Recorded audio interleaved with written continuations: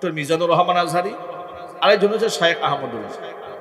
দুজন ব্যক্তি অস্ট্রেলিয়াতে গেলেন। আপনারা পত্রপত্রিকায় শুনেছেন, মিডিয়াতে পেয়েছেন যে তাদের ভিসা অস্ট্রেলিয়া কর্তৃপক্ষ ক্যান্সেল করে দিয়েছে, তাদেরকে সেখান থেকে বহিষ্কার করা হয়েছে। ইস্যু কি ধরা হয়েছে? ইস্যু ধরা হয়েছে তাদের বিগত জীবনের বক্তৃতার মধ্যে ইহুদি বিদ্বেষ পাওয়া গেছে, ইহুদিদের ব্যাপারে তাদের বিশুদ্ধার পাওয়া গেছে, এই জন্য তাদের ভিসা ক্যান্সেল করে দেওয়া হয়েছে। হয়তো ডক্টর মিজানুর রহমান আজহারি কিংবা শায়েখ আহমদুল্লাহ বিগত বছরগুলোতে তাদের সন্ত্রাসবাদের বিরুদ্ধে জাতিকে সতর্ক করেছেন, সেই ইস্যুকে কেন্দ্র করে ভিসা বাতিল করে দেওয়া হলো। এখান থেকে বড় একটা সবক হচ্ছে, বাক স্বাধীনতার নামে আমাদের দেশে যে সমস্ত কাফের বেঈমানেরা আল্লাহ রসুলকে গালি দেয়, আল্লাহর গালি দেয়, কোরআন সুন্নাহর বিরুদ্ধে কথা বলে, ইসলামী আইনের বিরুদ্ধে কথা বলে, ইসলামী রীতিনীতির বিরুদ্ধে কথাবার্তা বলে, তারা মূলত সুশিক্ষায় শিক্ষিত নয়।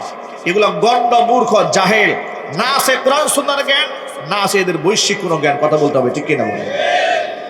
দুনিয়া সম্পর্কে এদের কোনো আইডিয়া নেই, নলেজ নেই, কিন্তু জাহের করে তারা খুব বুঝে পৃথিবী সম্পর্কে।